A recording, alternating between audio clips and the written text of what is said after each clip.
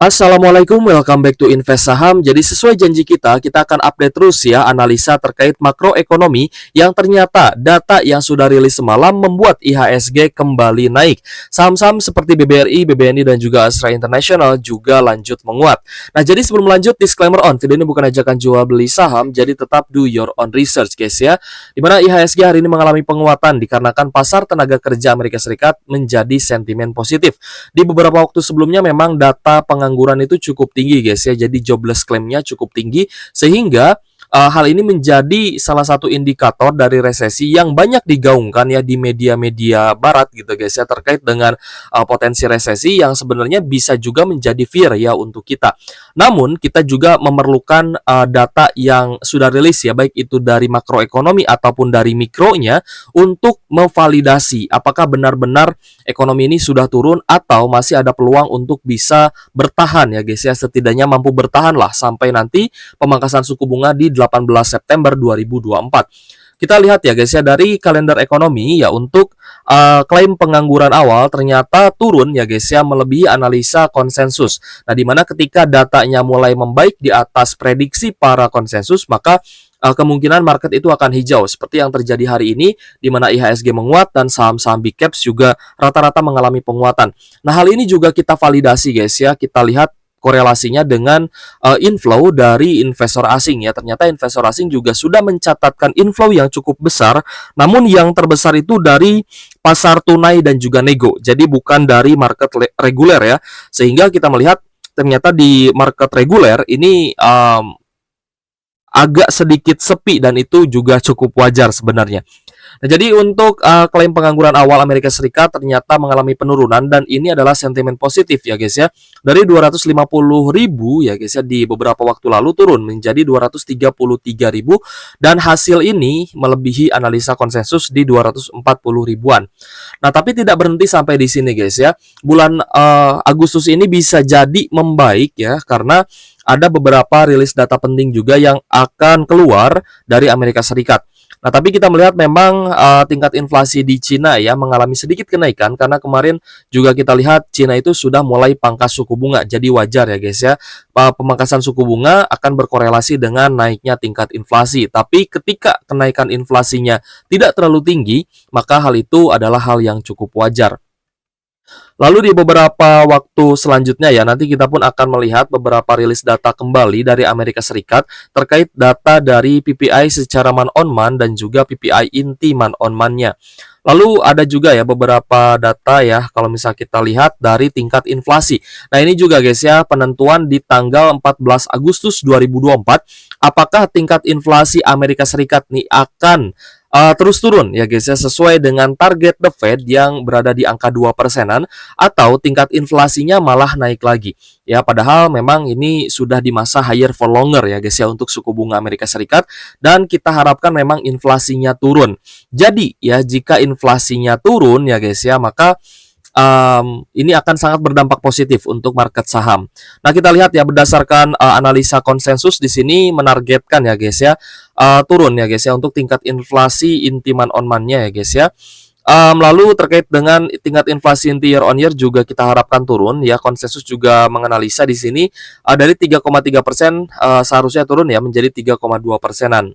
Lalu ada tingkat inflasi month on month dan juga year on year-nya juga diharapkan bisa turun ya guys ya dari 3% menjadi 2,9%-an. Nah, hal ini juga ikut mendukung ya guys ya tujuan dari The Fed dalam pemangkasan suku bunganya sehingga nanti di bulan September akan bisa dilakukan pemangkasan suku bunga sesuai jadwalnya. Seperti itu guys. Jadi beberapa rilis data penting akan terlihat ya di 14 Agustus 2024 nanti. Jadi nanti kita pun akan mengupdate terus nih ke teman-teman bagaimana korelasi dari makroekonomi terhadap market saham. Nah, hal ini pun ditunjukkan dengan market saham di US ya guys ya yang semalam memang rata-rata mengalami kenaikan ya dan hijau seperti itu. Seperti saham Apple, Nvidia, Microsoft, Google, Meta, Amazon, JP Morgan, Berkshire Hathaway juga rata-rata mengalami kenaikan ya guys ya. Bahkan saham-saham di sektor banking di Amerika Serikat juga rata-rata naik. Nah, maka dari itu kita melihat ya adanya korelasi yang sangat bagus ya terkait dari data pengangguran yang turun dengan market saham yang naik seperti itu.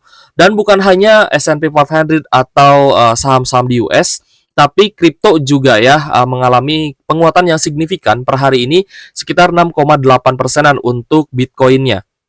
Dan ketika Bitcoin naik, maka koin kripto lain juga akan mengalami kenaikan yang signifikan ya. Teman-teman juga lihat ada beberapa koin-koin ya di kripto yang naik itu di atas belasan persen ya, bahkan sampai puluhan persen.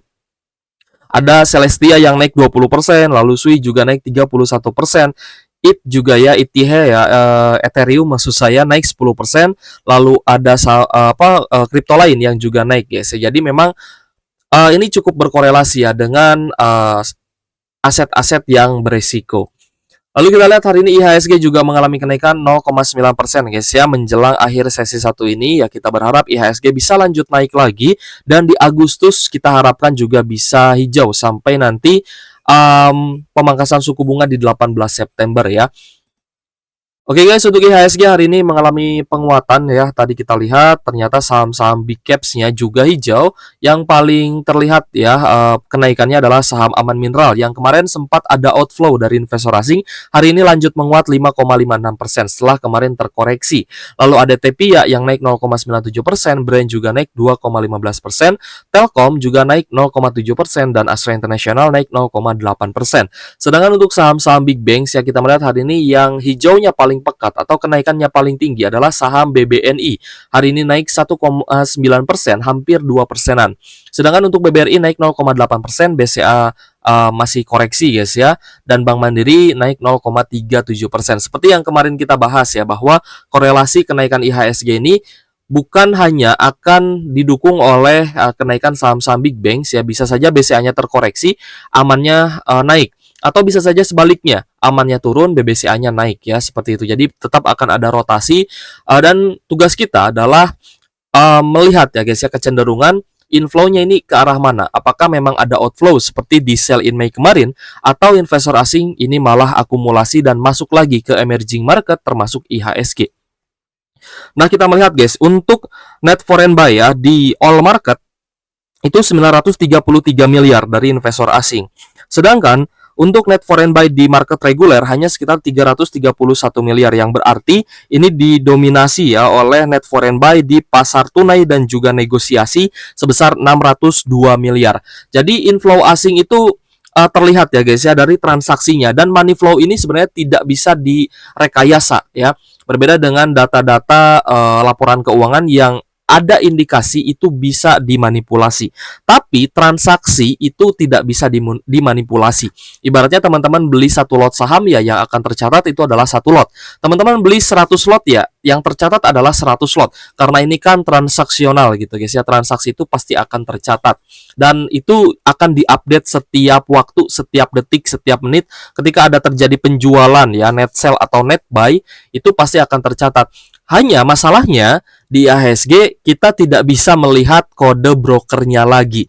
Kita tidak bisa melihat siapa yang beli, siapa yang menjual ya di real time. Kita hanya bisa melihat di setelah marketnya tutup. Nah, ini sebenarnya menjadi concern utama kita juga untuk IHSG. Namun kenaikan IHSG juga didorong ya oleh penguatan nilai tukar rupiah kita di level 15.912 per 1 US dollarnya. Dan ini juga menguatkan kita guys ya, bahwa di bulan Agustus kemungkinan besar marketnya akan hijau seiring dengan data dari makroekonomi yang semakin membaik ya guys ya, seperti itu. Jadi kita bisa melihat ya kecenderungan bahwa data makroekonominya bagus ya, lalu nilai tukar rupiah kita juga ada penguatan. Nah, berarti kemungkinan besar di Agustus ini akan bagus dan akan hijau. Kemarin pun saya bilang guys ya, kalau misalnya teman-teman tidak tega mau menjual saham-saham big caps ya tidak usah dijual gitu ya. Karena untuk spare cash teman-teman tidak harus menjual saham yang minus. Sekali lagi kemarin kita ingatkan ke teman-teman ya, bahwa ketika teman-teman tidak tega menjual saham-saham big caps rutin bagi dividen yang sedang merah, maka strategi yang bisa dilakukan adalah tetap dollar cost averaging. Tetap membeli ketika harganya turun dan jangan sesekali menjual saham yang sedang minus kalau fundamentalnya bagus dan juga rutin bagi dividen. Tapi sebaliknya ketika marketnya down dan teman-teman pegangnya saham gorengan, itu kan sebenarnya sebagai ancaman yang lebih mengerikan lagi. Ya, teman-teman belinya saham gorengan, tidak bagi dividen, saham-saham FOMO misalkan ya, yang teman-teman beli ya karena FOMO gitu ya, karena naik tinggi tapi tiba-tiba anjlok gitu. Itu kan saham FOMO seperti itu. Nah, ketika pegang saham-saham seperti itu, ketika marketnya turun, maka saham tersebut juga bisa saja lanjut didistribusi dan lanjut anjlok. Dan itu adalah hal yang berbahaya. Berbeda dengan ketika teman-teman beli saham big caps, fundamental bagus, rutin bagi dividen, ya teman-teman gak usah jual juga nggak masalah ya, tinggal di hold saja meskipun kondisinya sedang floating loss, nanti pun akan dapat dividen. Seperti itu guys. Jadi yang akan kita ulas di sini adalah pergerakan dari saham BRI, BNI, dan juga Astra International yang kita nilai sudah semakin menarik guys ya. Meskipun kemarin BBNI sempat kita lihat memang kemarin ada net sell asing ya, tapi tidak serta-merta semua asingnya jualan, tetap ada yang akumulasi. Nah, dengan melihat asing net sell tapi hari ini mengalami penguatan yang tinggi, kita pun bisa berekspektasi bahwa BBNI kemungkinan besar akan kembali akumulasi oleh investor asing seperti itu. Sedangkan BBRI dan Astra International, kita pun bisa berekspektasi bahwa investor asing ini masih lanjut masuk dan akumulasi. Yang pertama adalah Astra International guys ya. Untuk ASI memang tidak kita predik ya guys ya, terkait dengan pergerakan harga sahamnya, berbeda dengan saham BBNI dan juga BBRI yang di beberapa waktu ke belakang kita sempat membuat perkiraannya atau proyeksinya. Nah, mungkin untuk Astra International teman-teman bisa relate ya, harus bisa relate dengan transaksinya, harus bisa relate dengan money flow-nya seperti itu.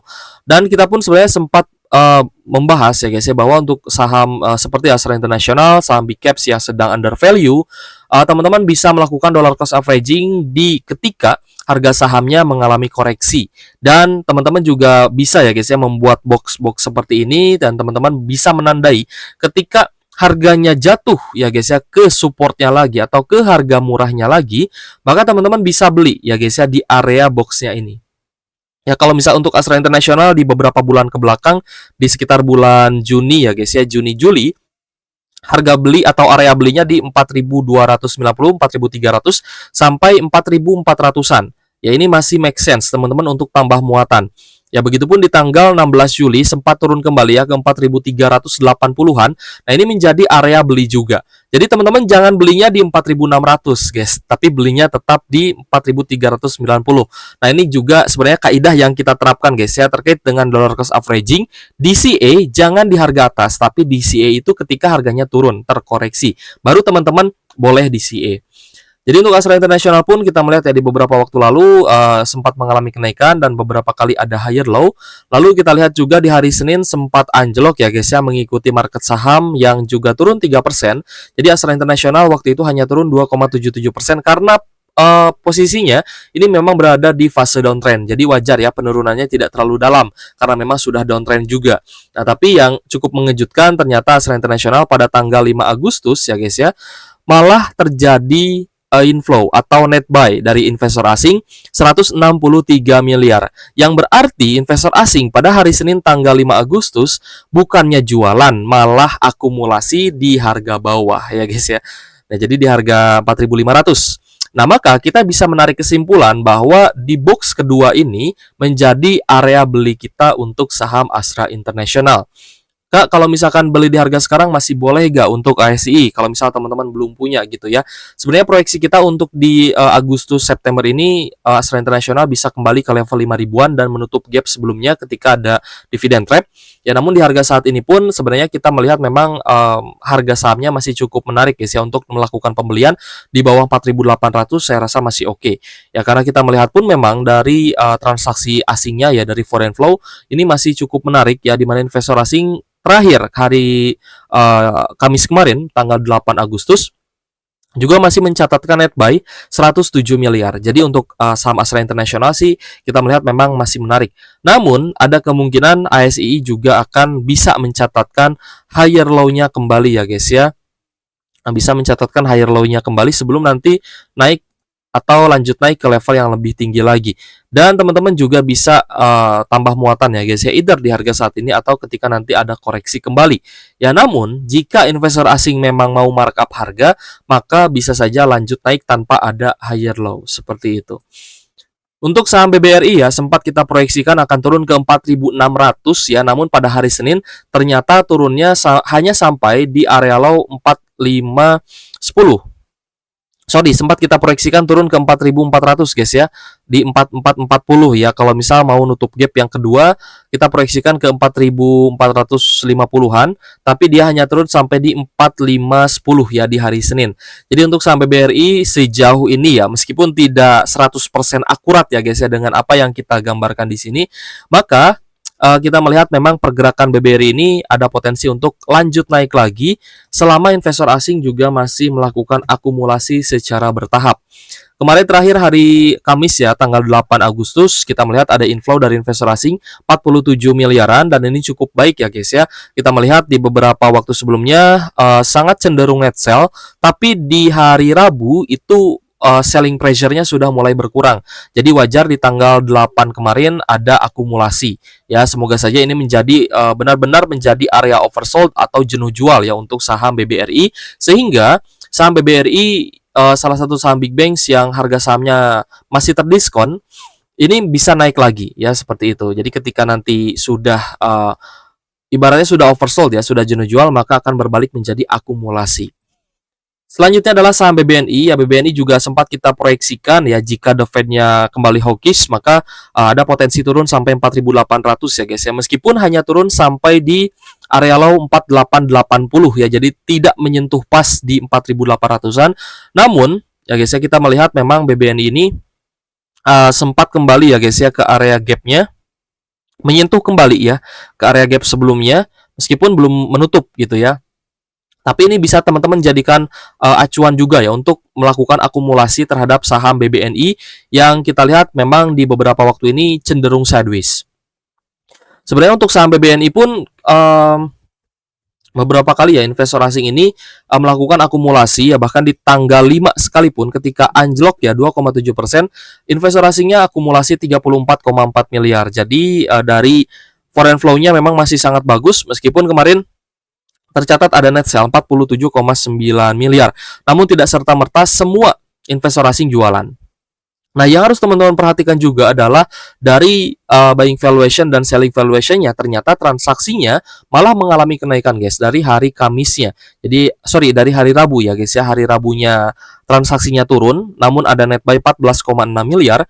Tapi hari selanjutnya, hari Kamis, ternyata valuasi transaksinya ini mengalami kenaikan ya, transaksinya naik meskipun ada net sell 47 miliaran seperti itu ya. Jadi untuk saham BBNI kita melihat penguatannya juga lebih cepat ya dibandingkan dengan saham BBRI. Namun untuk teman-teman yang mungkin mencari saham-saham big caps yang masih under value atau yang upside-nya masih cukup tinggi ya, saya sih melihat di 3 saham ini.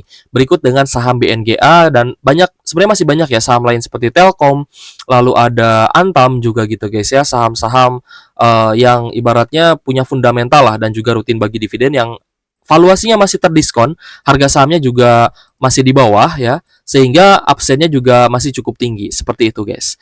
Oke guys, untuk pembahasan kita kali ini saya cukupkan guys ya. Semoga membantu teman-teman dan juga bermanfaat untuk teman-teman. Ya, kita akan update terus nanti ya terkait dengan data dari makroekonomi sebagai